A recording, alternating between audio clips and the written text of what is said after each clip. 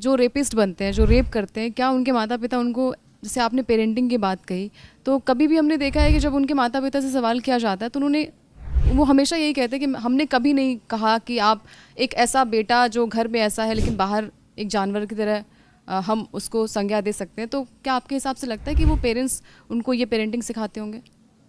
मैं आपको बहुत विनम्रता से कहूँगा, क्योंकि आपने जो पूछा है इसका जवाब देने के लिए अगर मुझे बचना हो तो मुझे कहना चाहिए ऐसा नहीं है, पर मैं आपको विनम्रता से कहूँगा ऐसा ही है।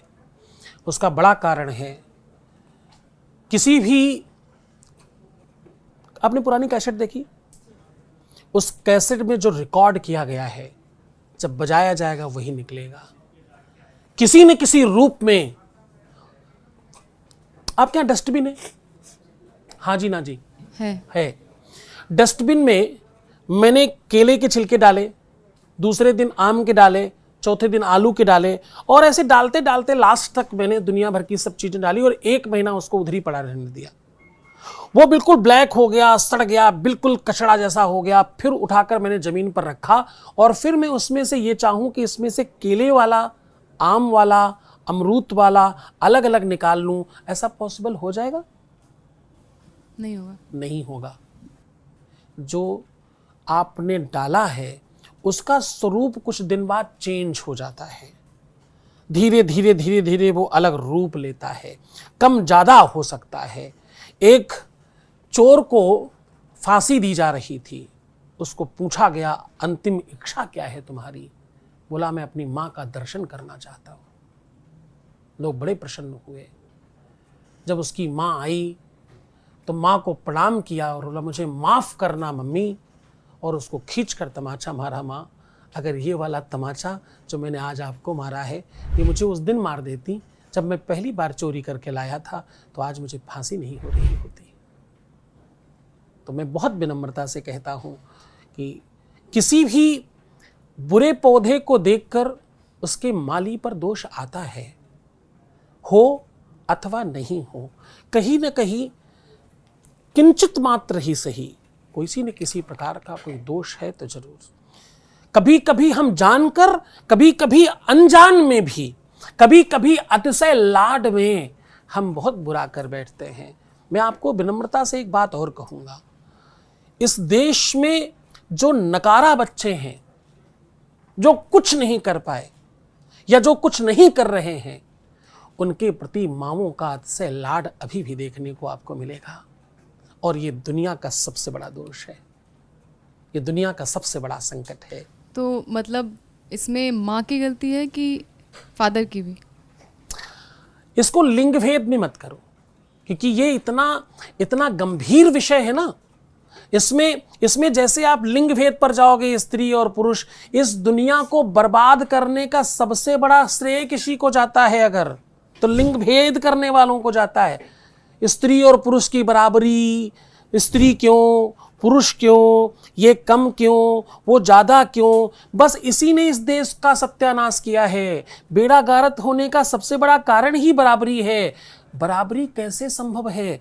एक लड़की, एक बिटिया, एक लाडली, एक महालक्ष्मी, एक दुर्गा, एक सरस्वती, एक काली, एक दुनिया की सबसे सर्वश्रेष्ठ शक्ति पेट तक में लड़के से ज्यादा जल्दी बड़ी होती है। उसकी बराबरी कौन कर सकता है? जो सबको जन्म देती है उसकी बराबरी कौन कर सकता है? और क्यों ही करना है? सदैव लड़की से लड़का बड़ा शादी में इसलिए नहीं रखा जाता कि पुरुष प्रधान है, नहीं नहीं नहीं नहीं, इसलिए बड़ा रखता जाता ताकि समानता हो सके। लड़की बड़ी है बहुत, वो अपने उम्र से कई साल आगे चलती है, इसलिए बराबर करने के लिए पुरुषों की एज ज़्यादा रखी जाती है। उसमें ये मत सोचिए कि लिंग भेद करके पुरुष की गलती कम है क्या। पुरुष का ये सब काम ही नहीं ना, पुरुष कर ही नहीं सकता, पुरुष में वो सामर्थ्य नहीं है, पुरुष मां नहीं बन सकता ना। एक पुरुष बच्चे को पालित पोषित करने के लिए 20 बार वो अगर गीला करे तो 21वीं बार में पुरुष पीट बैठेगा, उसमें वो सामर्थ्य नहीं है, उतना सहन शक्ति नहीं है, उतनी चीजों को सहन करने का सामर्थ्य ही नहीं है उसमें। सहनशीलता, सौम्यता, ममत्व, ये सब की तो ये सारी धरोहर तो एक ही जगह है, उसको लिंग भेद में मत करो। लेकिन स्वामी जी, इसको करने के बाद भी माँ को ही ब्लेम किया जाता है कि तुमने ऐसा कर दिया, तुमने ये कर दिया। आपने कहा ममत्व, ममता, बहुत सारी चीजें केयर माँ जो से करती भी है, माँ ज्यादा करती किसी है। को ब्लेम किया जाता है, उसका नाम बताइए। माँ से भी ज्यादा।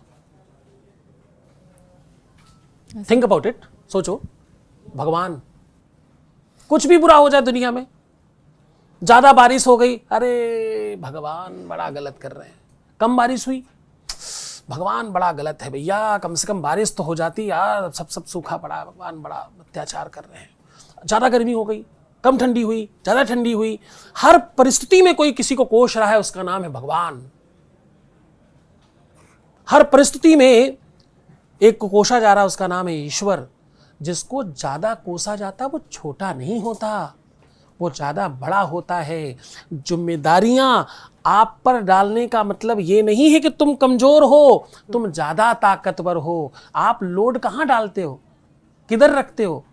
100 ग्राम के ग्लास में आप 4 लीटर दूध रखती हैं क्या घर में? नहीं, उतना ही रखेंगे जितनी हो सकती है। उसमें सामर्थ्य है ज्यादा, उसमें इसलिए उसको कहा जाता है। शक्ति है उसमें ज्यादा, इसलिए उसको कहा जाता है। इस देश को बर्बाद करने में सबसे बड़ा श्रेय इसी पॉइंट को जाता है, लड़की और लड़का बराबर क्यों नहीं? अरे भैया तुम बहुत बड़े हो ऑलरेडी, तुमको क्या बराबरी की जरूरत है?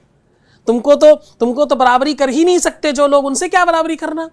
अब आप इतने बड़े होके छोटे से बच्चे से हाथ लड़ाते समय, वो पंजा लड़ाते हैं ना, कोई छोटा बच्चा आपके सामने आए और बोले मुझे पंजा लड़ाना है, आप क्या करोगे? आप हार जाओगी। वो हार में ही जीत है, उसी में मजा है, आपको तगड़ा मजा आएगा उसमें, तो आप आनंदित हो जाएंगी। आप उसे कहेंगे देखा तुम, अरे मुझे हरा दिया हरा दिया हरा दिया। यही आनंद है। इस आनंद को हम भूल गए, इसीलिए हम परास्त हो गए। हम अब परास्त हुए हैं। हम परास्त होके परास्त थोड़ी थे, हम तो जीत कर हार गए। बहुत धन्यवाद स्वामी जी। तो पेरेंटिंग पर जैसा आपने कहा कि माँ और हर चीज़ के लिए हम ईश्वर को धन्यवाद करते हैं और ईश्वर को ही दोष देते हैं, उसी तरह पेरेंटिंग भी इसी तरह की है। अगर आप अपने बच्चे में धैर्य बोना चाहते हैं तो आपको भी पूरे धैर्य के साथ वो संघर्ष करना पड़ेगा और तभी जाके आपका बच्चा वो बन पाएगा जैसी आप छवि उसमें देखना चाहते हैं।